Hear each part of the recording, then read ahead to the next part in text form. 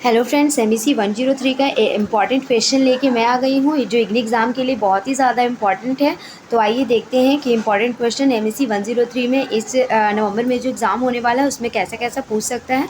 तो important question में मैंने न्यूमेरिकल नहीं कराया है, न्यूमेरिकल मैं आपको अलग से करा दूँगी। वैसे प्रीवियस ईयर क्वेश्चन में ज़्यादा न्यूमेरिकल नहीं रिपीटेड है, तो जो भी है गिना चुना न्यूमेरिकल वो मैं धीरे धीरे वीडियो में अपलोड कर दूँगी। तो आइए पहले इंपॉर्टेंट क्वेश्चन देख लेते हैं। इंपॉर्टेंट क्वेश्चन देखते हैं कैसा कैसा है।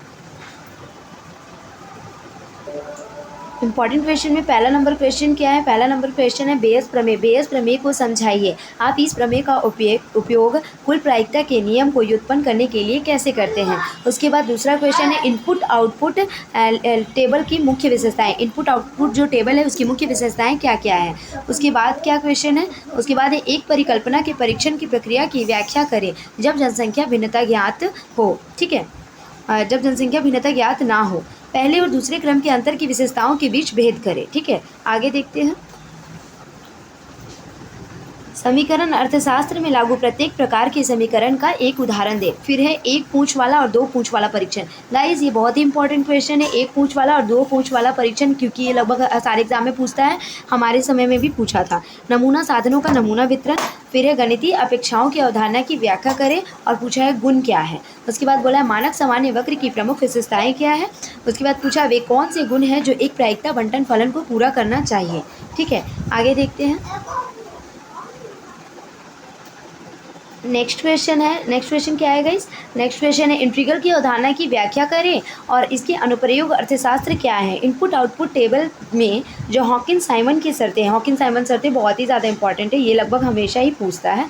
हॉकिंस साइमन की शर्तें, क्रैमर राव असमानता और क्रैमर रूल भी पूछता है। ठीक है, निर्धारक के गुण। उसके बाद है मानचित्र और कार्य, उल्टा कार्य, असंतता कार्य, ची वर्ग, काई वर्ग वितरण। ठीक है, और फिर एक रेखीय प्रथम कोटि अवकल समीकरण लिखिए और उसका सामान्य हल निकालिए। ठीक है, आगे फिर क्वेश्चन है बताएं कि स्थिर वृद्धि के हैरट-डॉमर मॉडल को अंतर समीकरण के माध्यम से कैसे हल किया जा सकता है।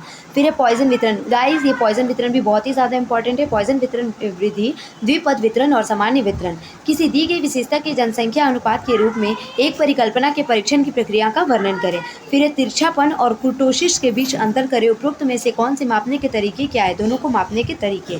प्रायिकता घनत्व फलन और प्रायिकता द्रव्यमान फलन के बीच का अंतर बताएं। ठीक है, आगे देखते हैं।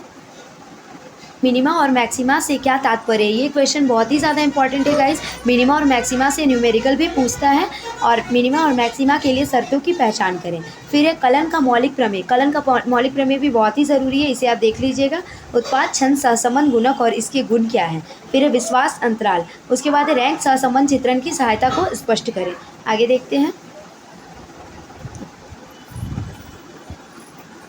अब एक कुहन टक्कर प्रमेय। ठीक है, कुहन टक्कर प्रमेय भी देख लीजिएगा और level curve, simplex method, standard error of statics भी देख लीजिएगा और अंतर समीकरणों के संदर्भ में गुणक त्वरक मॉडल कैसे तैयार किया जा सकता है, मॉडल की व्याख्या करें।